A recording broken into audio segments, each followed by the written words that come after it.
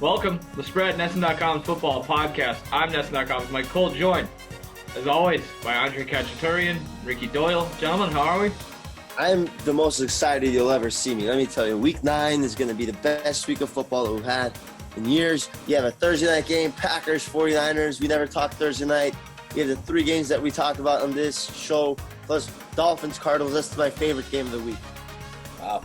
I'm doing much better now after your optimism and your enthusiasm, and so I'm ready to go. Another game we're not going to talk about on this show. It's a good one. It's Bears-Titans, Mike.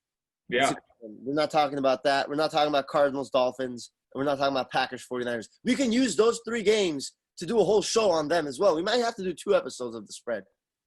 So what the hell are we talking about? Well, first of all, by the way, that Thursday night game – Let Mike say his introductory stuff. That Thursday night game is going to be a mess, by the way. That already is.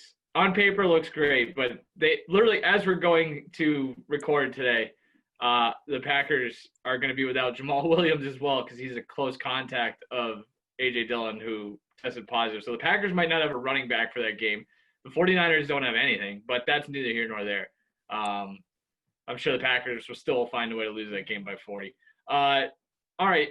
Yeah, so the spread. We're going to – what's that? They do stink against San Francisco. I know. It's unbelievable. Yeah, so there's our Thursday night preview. What we're going to do here now is give you our against the spread picks for the 3 best games of the weekend, or at least the 3 games that we think are the best, although it sounds like there might be some debate amongst us for that if Andre has a say in it. But then we'll do some locks and some upsets, and then we'll go about our way to do whatever it is we do on a Tuesday in November, which today actually could be voting. Who knows? It is the election day. Let your voice be heard. Sure, or don't. I don't really care. Anyway, Wow. I don't. You don't need to get it. It doesn't affect me what you do. Now that I've poo-pooed the entire democracy and everything, I do ask that you go to iTunes and Spotify and subscribe to our dear old podcast.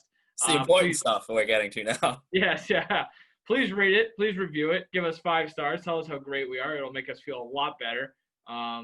Although we're feeling pretty well by the sounds of it, at least if Andre is to be the indicator. So make us feel even better by giving us a 5-star review and subscribing. I thought for a second you were asking me to give you the standings. I saw you ready to talk, so I. Yeah, no. I'll give you the standings for last week. Give me the stand. How did we do last week? Let me start this by saying Ricky Doyle in week 7 went 11-2-1, which was unbelievable. And he followed that week up by going 9-5. So Ricky Doyle, after a horrendous start, It was ugly. So horrendous that even after the last 2 weeks, he's still under 500 throughout the season. He's still 6 games under 500, despite his success over the last 2 weeks. Ricky, 9-5. Mike, you went 8-6. You took over first place because I went 6-8. So Let's go. I'm under 500 now. Mike, first place with 58-2. It's an excellent 500 record. I was just about to say, like, Ricky's getting hot. Like, we're kind of just treading water. This ends with us all within 5 games of each other, right around 500 at the end of the season. I don't know if that is a good thing or if it's just a sign that we're wasting our time here. We could just flip coins and be okay. It is an annual occurrence. I mean, every year we've been pretty on par with amongst the 3 of us. We're right around 500, I feel like, too. It's for almost a few games over, a few games under. You know what? We have no idea what we're talking about. I love your coin idea. This week, I will flip a coin as well and see how we do against the coin. Okay. That is we'll get into this later. I'll explain it too why that I think it's funny. But let's just get into it. Let's talk about the NFL football games in week 9. And let's start in Indianapolis. Indiana, with the Baltimore Ravens going on the road to take on the Colts. The Colts are coming off of an impressive win against the Lions. The Ravens are coming off an impressive loss, if you want to call it that, against the Steelers, a game in which they more or less dominated, had a chance to win late and still couldn't do it. The Ravens come into this game as a 3-point favorite on the road. The total is at 44.5. Both teams 5-2. What a great game we've got here. Ricky, how do you see this one playing out? This is so I think you could say that the deck is completely stacked against the Ravens this week. when you consider really everything. You lose your all-pro left tackle in Ronnie Stanley for the season. You lost arguably your best defensive player, Marlon Humphrey, to COVID. You're coming off, as you mentioned, the crushing loss to the Steelers, in which the reigning MVP looked like crap, continuing a trend of him looking like crap whenever the stakes are raised. You got Hollywood Brown and Mark Ingram creating more buzz on social media than on the field. Now you're facing a team that's won back-to-back games, a team with a very good defense against both the run and the pass, a team production-wise that's pretty comparable to that Steelers defense you just faced. It's a defense that just got back its best player, one of the top 5 defensive players in the NFL, and Darius Leonard. I'm getting points at home, so look, would I be surprised if the Ravens come in here and have sort of a gut check game and blow out the Colts? Not necessarily, but I also know that there's a lot pointing against them in this game, and there's a lot of signs to suggest that they could lose this game outright. And like I said, if I'm getting points at home, I'm going to take the Colts just by virtue of everything that's going against Baltimore right now. I agree with you, Ricky. I love everything you said about the discombobulation of the Ravens organization right now, as well as you praised the Colts. And let me just add on to that.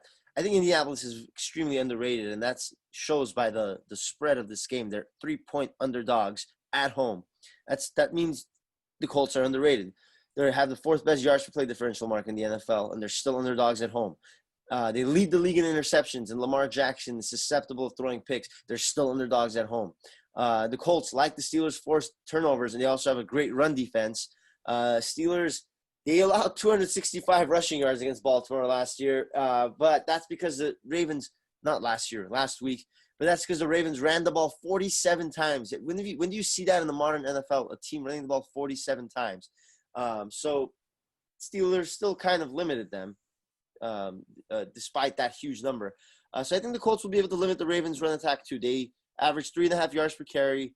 And also the Ravens, they lead the league in forced fumbles with 9. I think that's kind of a regress to the mean type of stat, forcing fumbles. It's more of a random happenstance. I'm not saying there's any talent in that, but history shows that fumbles usually regress to the mean eventually if you have a lot of them. Statistics. Why are you shaking your head at me, Mike? How many have they recovered? How many have they recovered? That's what I'm saying. That's the 9 fumble recoveries. So you said forced fumbles. You said forced fumbles. Correct. There's a big difference. Yes. Yeah. But even recovering them, you just happen to be in the right place. I agree with you. Recovering fumbles is like 50-50 luck. Forcing the fumbles is a skill. Okay, so I misspoke. I meant. Okay, well there we go. Because if the ball is there, you have to jump on it. You just happen to be at the right place at the right time. So yes. My point is, you can't rely on that the whole season. You lead the league in fumble recoveries. You can't rely on that the whole season. I'd rather have a team lead the league in interceptions than fumble recoveries, which the Colts actually do. They lead the league in interceptions. So give me the Colts. Sorry, I was very long there. It's all right. Yeah, I don't have a whole lot to add because I'm with you guys. I actually hate how much I like the Colts in this game.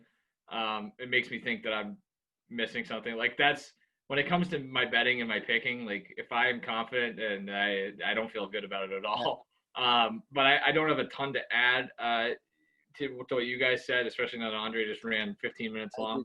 That was professional. I'm really sorry. The only issue, nobody's talked about Phillip Rivers yet, have they? So that kind of worries me. That's the issue with the Colts, right? Is like all of the metrics look awesome.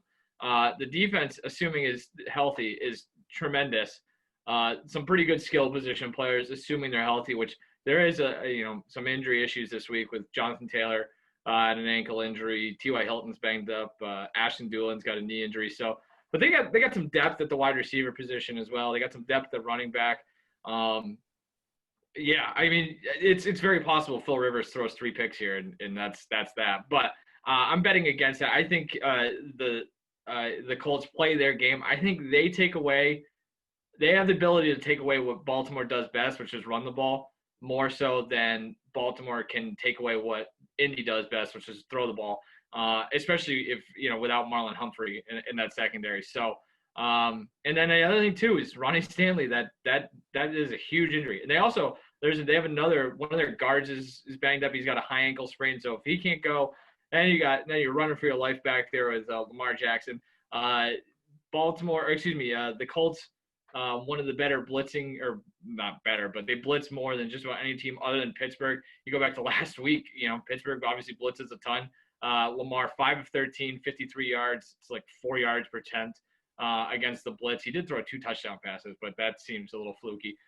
This season against the blitz, he's completed just over 53% of his passes, 5 yards per attempt, 4 touchdowns, 2 picks. Doesn't do well. He just doesn't look very good this year. I still think that, the jury is still out on him a little bit. The throwing thing is still real. Like, if it's not that deep shot that he's got great arm strength, but I just wonder how good he can be week to week as a thrower of the football. So I just think this is a bad matchup for the Ravens. So I'll grab the points, especially at home. He got Jackson hard in that game too, a couple times. Yeah, hard hits.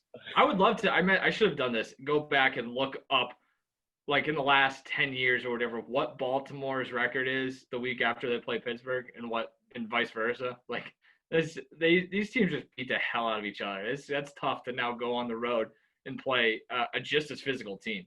So just say I don't like the idea of him having to run around behind a shuffled offensive line. I mean, like, if everybody's sort of out of whack and not maybe in their natural position, or it's just it exposes him to a lot of what you said, him getting just absolutely whacked in the early going. And then to your point, Mike, about just his ability to throw the ball, I mean, he's 29th in completion percentage, 27th in passing yards, 22 in yards per attempt. His passer rating is 20th, which is just below Gardner Minshew. Like, he's been bad at a lot of points this year. I mean, and especially, again, when the stakes are raised, that's when he throws up on himself. So, I don't know. For me, it is that I do get nervous, though, about the whole Phillip Rivers thing. Like, like you said, Mike, if he comes out and throws 3 picks, I mean, I could see that happening. But it's all about sort of playing within your limitations. I think that this is a very similar matchup to last week where, Pittsburgh didn't really throw the ball downfield. I think it was like, 20-something of their 30-something pass attempts are within 10 or 15 yards. Like, they're a team that's going to dink and dunk, and I think you're going to see a lot of that with Indianapolis as well. If we're being fair, though, Baltimore has a very good defense, and they kind of took it to the Steelers last week too. So we might be for me, this is the best defense that the Colts have faced this year. I mean, that's another thing is like Rivers is like fairly decent in back-to-back weeks, but I mean, it's coming against the Bengals and the Lions, and we did see him struggle a little bit against the Bears. I mean, even against the Browns, he didn't look great. So there's precedent this year for him to sort of stumble all over the place as well. What I think will help him is if the Colts force some turnovers against Jackson and put Rivers in good field position to succeed. No, I tell you what, we're not taking into account here. A little revenge game for Baltimore for the Colts going to Indy. So, I mean, people don't forget, guys. Oh, this is, 30-something years in the making? Yeah. So, all right.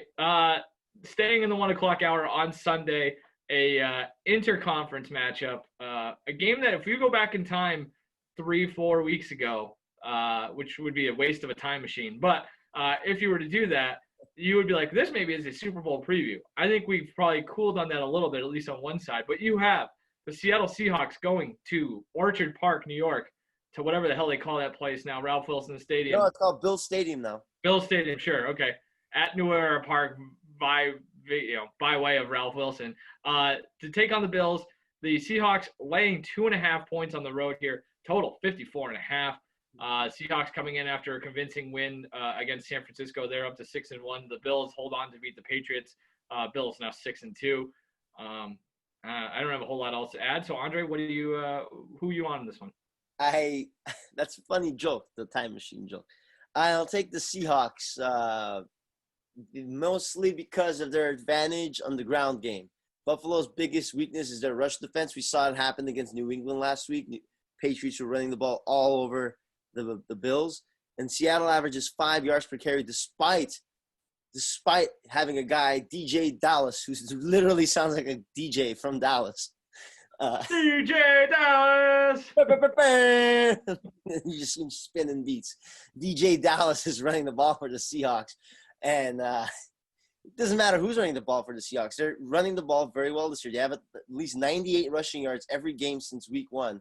And Buffalo, again, their weakness is their rush defense. So, and also there's the whole also Bills 32nd, dead last in rush defense grade on Pro Football Focus, whatever that means. But they're not good against the run. Seahawks are good against the run. They're third in the NFL in turnover differential. We've seen Josh Allen make mistakes in his career, go back and revert to his old ways and throw irresponsible and just reckless interceptions. And, of course, there's the whole Russell Wilson thing against the Bills' middle-of-the-pack coverage defense. He's on pace for 59 touchdowns. I had to do that math like 4 times on the calculator because it didn't make sense. But, yeah, 59 passing touchdowns. That's wild. All right. This is an interesting little out-of-conference matchup. I mean, I feel like these teams are very similar. They're the same team. They are. They both have your strong-armed quarterback, excellent group of pass catchers, traditionally known for defense, which has actually kind of sucked on both sides this year. I think they're both susceptible to explosive plays, both capable of producing their own explosive plays. So it is both well coached. I mean, there's a lot of similarities between these teams. So I guess usually if that's the case, I'm going to side with just the team I trust more and that has the better quarterback coach tandem, which in this case would be Seattle. But I do think there's a possibility that this week the Bills get back to their vertical passing game a little bit. I mean, that Seahawks defense, look, they've given up 7 plays of 40-plus yards this season, tied for most in the NFL. Second to last in air yards allowed on completions. They entered Week 8 ranked 30th in DVOA against the pass. I think last week, we sort of sat here, and you and I, Mike, why we liked Seattle going into that matchup against San Francisco was because San Francisco just didn't have the ability to take advantage of that. I mean, they don't throw the ball downfield. I think with Buffalo, they're going to be able to do that. I know Josh Allen hasn't played well over the past few weeks, really 3-4 weeks. But I just think this is a soft matchup at home. I'm getting points. I don't know. And there's just sort of an element of maybe trying to zig when everybody else is zagging, because I do think that there's going to be a lot of action coming in on the Seahawks. So I would advise you, if you do like Buffalo, to probably wait until later in the week, because I think that number might go up a little bit more. You might even be able to get like the 3.5 or something of that nature. So I'd wait if you like Buffalo, but I do think that they have the ability to win this game outright. 2 things I would be rushing to the window to bet right now is Seattle at 2.5 and the over at 54.5, which has already been bet up from 51.5, which is what it opened at. So it's already up a field goal. Weather was a huge issue last week in Buffalo. It's going to be mid-60s clear with like no wind this week, with 2 teams that have fantastic, at least statistically, speaking, passing offense, love big plays down the field, and 2 very middle-of-the-pack defenses. But I will take Seattle here at the 2.5, and I'd be comfortable up to probably 3. Ricky, you pretty much – I thought you were going to say exactly what I was going to say, which is that these are basically mirror images of each other, these 2 teams, for all the reasons that you mentioned. I guess if you want to throw in over-emotional head coaches as well, they both share that. But it comes down to quarterback, and I think Russell Wilson, nothing illuminating here, is much better than Josh Allen, despite Josh Allen's apparent strides that he's taken. And I also think like Pete Carroll, very good coach. Like, I think they're going to find a way. I think they go back and look at that Patriots tape from last week, whether it's just loading up the secondary and daring Buffalo to run against them and kind of trying to confuse Josh Allen or whatever it is they do. But maybe fine. This is going to be a close game. Like, it gets down to the end. I've already seen and been burned betting against Russell Wilson multiple times this year, just because it's what he does. It's just, I'm kind of throwing up my hand and say, until I see otherwise, I might as well just ride that. So, I like all of that. Buffalo does not generate much of a pass rush at all. And Russell Wilson, without facing pressure, I mean, he's obviously very good no matter what the circumstance, but he's got 131.8 passer rating, completing nearly 80% of his passes for 9 yards an attempt, 19 touchdowns, 3 interceptions when he's not facing pressure. If Buffalo can't get to him, they have absolutely no chance. I think he dices them up. It's just a tough spot for Buffalo here. But other than that, they all, like I said, they look the same. It's weird. So I'll take the quarterback. Also, Seattle might get, it looks like they will get Jamal Adams back this week, so that helps as well. This is interesting about Seattle this past week as well. They blitzed a lot more than they traditionally do. I mean, they're a team that doesn't really bring much pressure. I was on 23 of the 49ers 45 dropbacks, which is 51%, highest rate since 2010. So maybe you see a little bit more of that this week as well against, just trying to get Josh Allen to, force him into a mistake, basically, and especially if you got Jamal Adams back on the back end. So basically, I'm adding reasons to why you should pick Seattle, even though I'm picking Buffalo.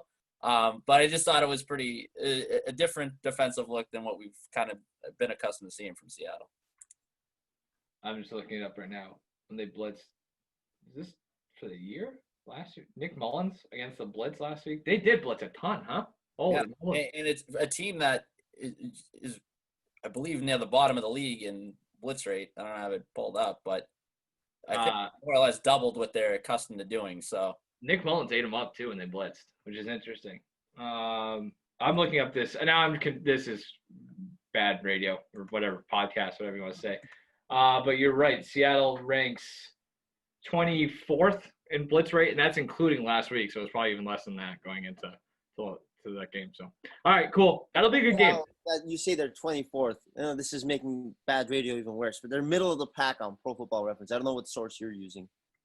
I'm using. That's what I did. So, whatever. I think that's 14th here. We'll compare notes later. I mean, Jesus Christ. I don't think anybody's pick is changing based on. Yeah, I blame Ricky for this one. Let's move on. This is the best game of the year. Let's go. Sunday night, NFC South really hangs in the balance here. A rematch of Week 1, if I'm not mistaken.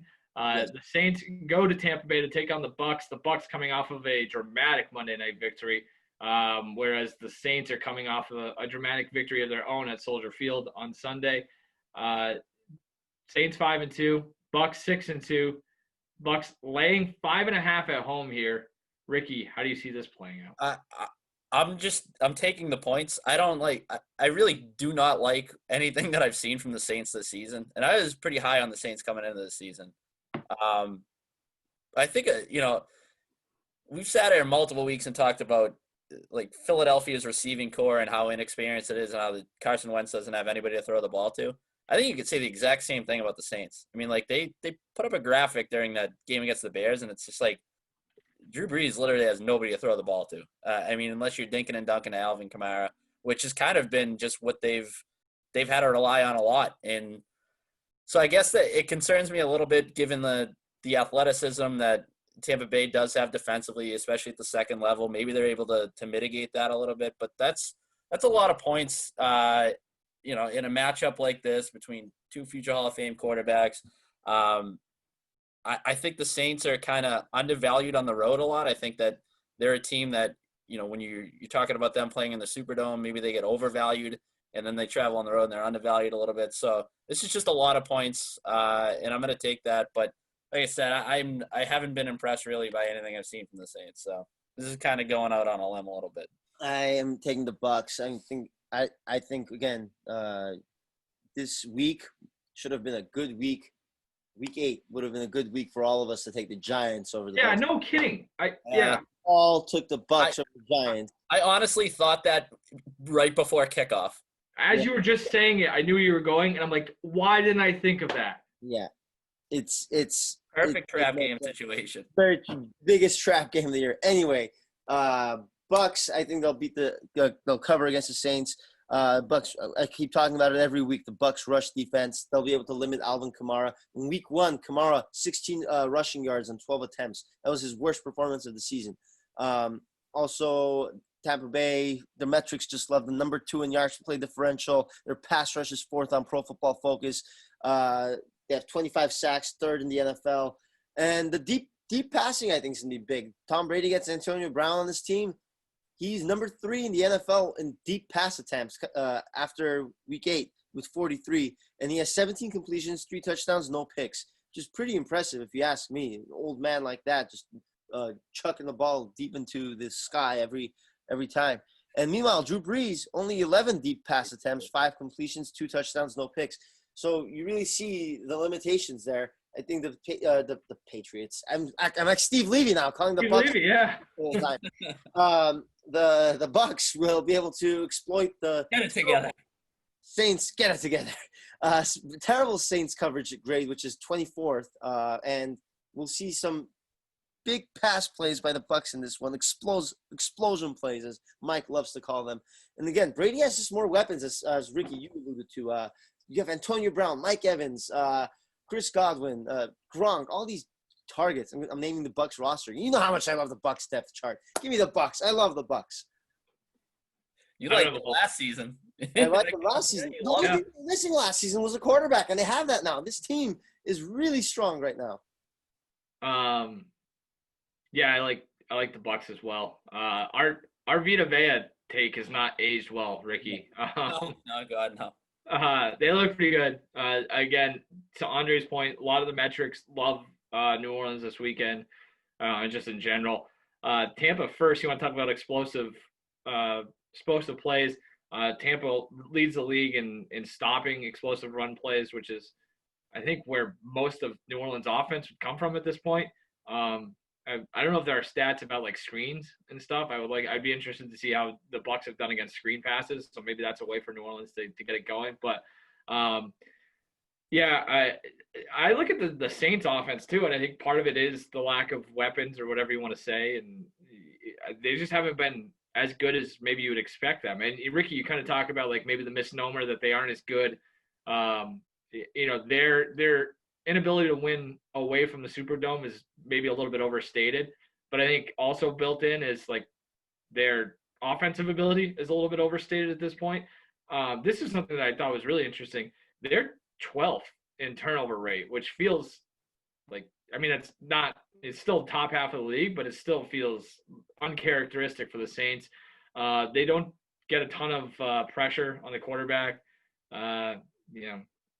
26 explosive play offense. I just don't see where for the same reason I picked the Bucs against the Giants. Like, I just think that the Tampa defense is the real difference maker here. Maybe, getting Antonio Brown in the mix completely screws stuff up, but I don't think it'll happen this week. So I like the Bucs to win this game, a game that they need, and kind of even out the season series. So I had this, like, when I was doing, I looked at this game before I looked at any of the spreads, and I had this as like Tampa laying 6, so I'm right there. So I'll take that little half point. So wow. One thing to note, going off sort of the whole use of the screen game in this, if you're New Orleans, Tampa Bay has allowed the 3rd most receptions to running backs this there you season, go. Okay. and the 4th most receiving yards. All right. But how much of that the route to victory, the route to offensive success, at least? I wonder how much of that though is like necessity. Like, you can't get anything else going, so it's just a check down or a dump off, and it turns into the yardage thing is by all accounts they're pretty good tackling team, so yeah, that could just play right into their hands more than anything. So yeah, we'll see. That's a good game though. I'm looking forward to that. I like that point, but I'm still taking the Bucs. Andre, who's your lock this week? Oh, for the 3rd straight week, I'm going against whoever the hell the Cowboys have at starting quarterback. I guess it's Andy Dalton this week. You know who's beating the crap out of Andy Dalton throughout his entire career is the Pittsburgh Steelers, and they're going up against the Cowboys this week.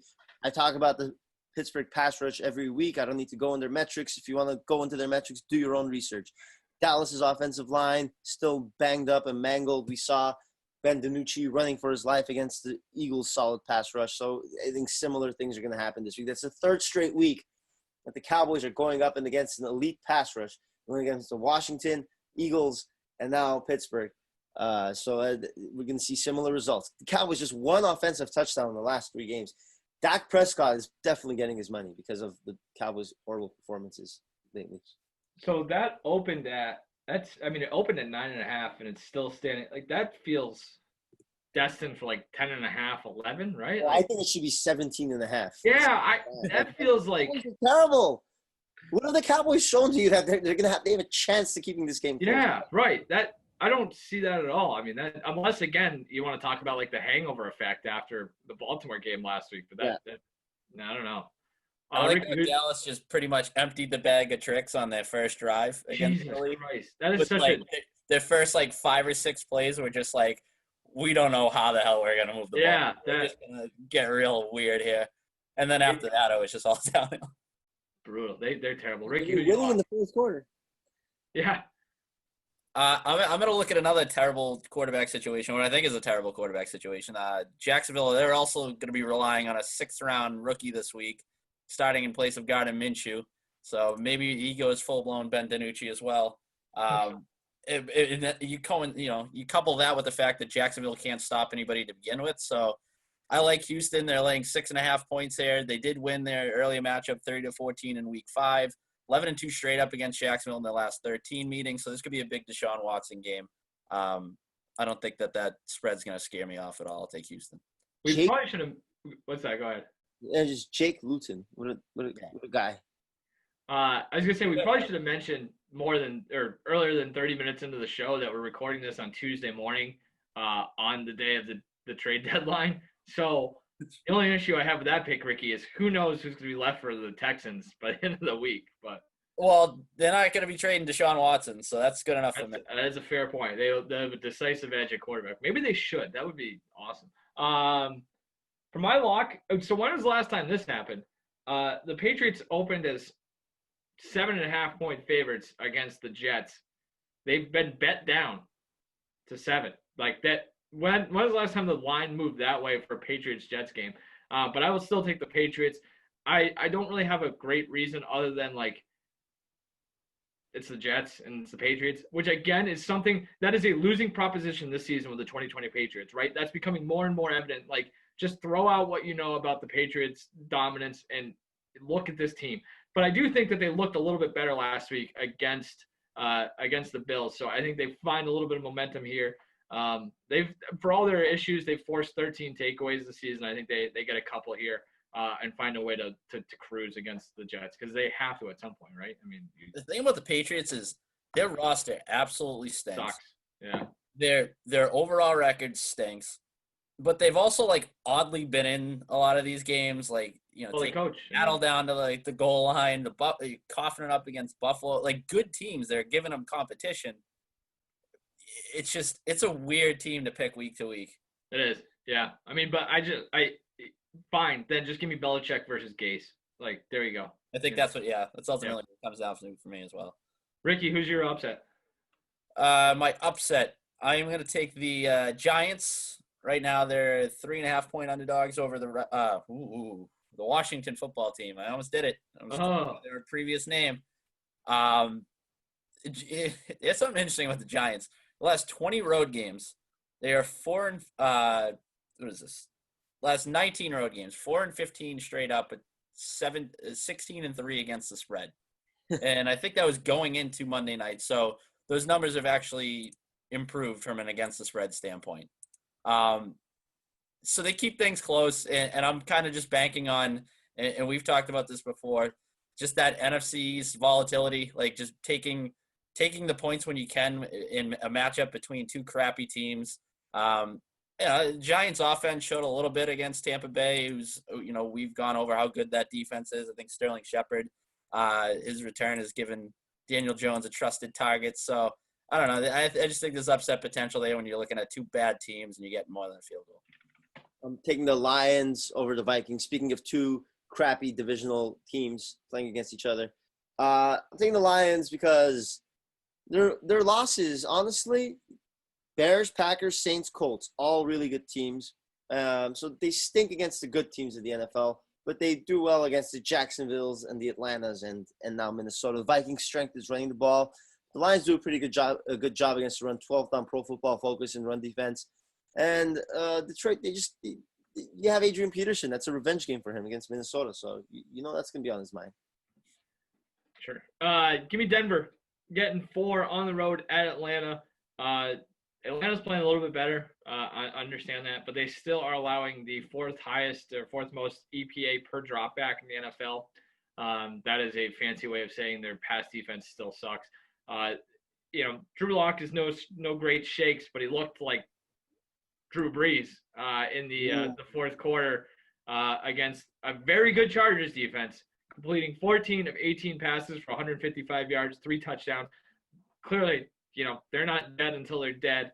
That's some moxie for the kid. I like the tools that the weapons that he has as well. And then they just have to keep it close, and then they'll win it late because Atlanta is allowing 15.8 second half points per game, which is 31st in the NFL. They blow up late. I think if Denver keeps this close, they'll have a chance to win it late. We'll ride Drew Lock for our second week in a row. They made us sweat it out last week. I think we were all very high on Denver going into that game. I know. That was it did not deserve that one. We did not. No. But that's at the same time, like Chargers, this is what they do. They just find ways to blow it late. What are they blowing a lead of at least 16 points in 3 consecutive weeks or something like that? That's a team that can't close out games. So, I mean, there has to be a head coaching change there, right? And I like Anthony Lynn, or at least he seems like a good enough guy. But, like, I don't know. Do you have a lot of pieces in place there, and you still can't win? I thought they've gotten rid of him when they lost 42-28 against the Patriots in that divisional game because that's true. They should have won that game. They were the better team going into that game. But there's a Dan Quinn type element to it, the Falcons not being able to get over the hump. I have a very similar feel with them with the Chargers. And you go back 3-4 years, whatever it is, he's they couldn't kick, right? That was the issue. So they fixed the kicking issue, and then they still suck. Maybe it's the quarterback. Phil Rivers throws a ton of picks, so they replace him. Now Justin Herbert looks awesome, and they're still doing it. So at a certain point, you got to be maybe this is the coach? I don't know. Yeah. Meanwhile, Younghoe Koo is kicking the lights out in Atlanta.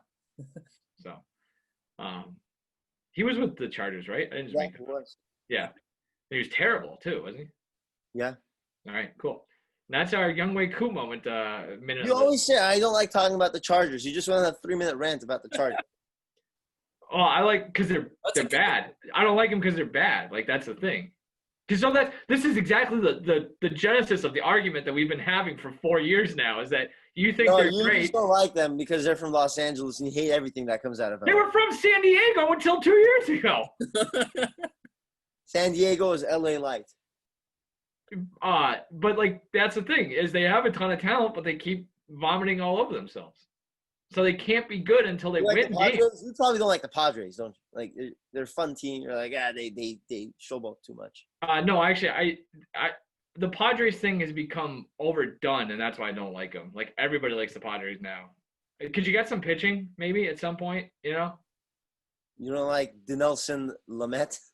Is there a worse feeling than when you like a team when you get in on the ground floor of a team like that and you really like them before they blow up and before they're popular, and then everybody starts coming around and it's you guys weren't here a few years ago. I was gonna say Ricky will attest that I was sniffing around the Padres a few years ago. Ricky's been on it. He's been living on that block for a while. Since the Jake Peavy days. Nah. I've been so I'm basking in this moment, man. Their jerseys suck. Everybody likes their look too. Did you give your upset pick, Mike? What? Did you give your upset pick? Yeah, I took Denver. Oh, okay. All right. So we're done. All right, that's it. Anybody? You guys got any? You betting on the election? I'm gonna save my bets for Sunday. All right, good idea. I'll tell you guys a story after we get done here. All right, that's Andre. I'm Ricky. Jesus Christ. That's Andre.